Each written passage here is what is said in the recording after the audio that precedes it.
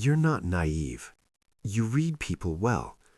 You think before you speak, and yet, someone got inside your head, and the worst part? You didn't see it coming. Here's what nobody tells you.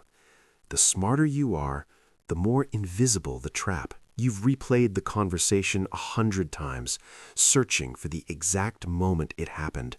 Where did your logic fail? It didn't. That's the thing. Your logic was working perfectly. That's exactly how it worked against you. Psychologists call this dysrationalia, the gap between intelligence and rational thinking. High IQ doesn't protect you from manipulation. In some cases, it makes you more vulnerable. Here's why. Smart people are pattern hunters. Your brain is always building models, trying to make sense of the world.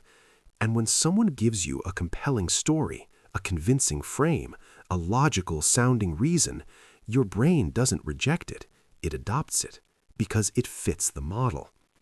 Psychologist Keith Stanovich found that intelligent people are especially prone to myside bias, the tendency to evaluate information in favor of what already feels consistent. You're not gullible, you're thorough, but only inside the frame someone else built. You are not broken. You are not weak. What happened to you happens to therapists, researchers, negotiators, and people who study manipulation for a living. Because this isn't about knowledge, it's about cognitive load and where your attention was pointing when the moment happened. Your brain runs on two systems. Think of them as two rooms. The first room is bright, fast, automatic. It handles emotion, instinct, trust signals. The second room is slower, dimly lit. It handles analysis, doubt, verification. Psychologist Daniel Kahneman called them System 1 and System 2. Here's the trap. Smart people over-rely on System 2 when they feel intellectually engaged. A manipulator doesn't argue with your logic. They bypass it entirely. They go straight through the first room, through emotion, through urgency, through the feeling of being understood. And by the time System 2 wakes up, the agreement is already made. The trust is already given. There's another layer. It's called empathic accuracy, the ability to sense what others feel. Smart, self-aware people tend to score higher here.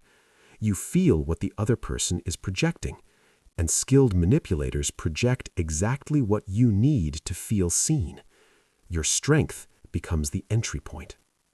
So how do you protect yourself without becoming cold or paranoid? First, notice the pull. When something feels too right, too aligned, too validating, pause. Not because it's wrong, but because strong emotional pull is the oldest distraction in human history. Second, slow the timeline. Manipulation lives in urgency. Real connection doesn't expire in 24 hours. If someone needs your answer now, that's information. Third, separate the person from the frame. Ask yourself, would this still make sense if someone I didn't trust said it? Your brain evaluates logic and source together. Learn to separate them. Here's the mental model to carry with you. Think of your mind as a city. Smart people build tall, elaborate buildings, complex reasoning, deep analysis. But every city has a ground floor, and the ground floor is emotion. Manipulators don't climb your skyscrapers. They walk through the front door. The protection isn't to lock the door. It's to know the door exists, to stand at the entrance sometimes and ask, who is this really? And what are they building inside me? Being smart never meant being invincible. It meant you had better tools. But tools only work when you know which problem you're solving. Now you know the problem. The weak spot isn't your intelligence. It was never that. It was simply an unguarded door, one you didn't know you had. And awareness is the quietest, most permanent form of protection there is.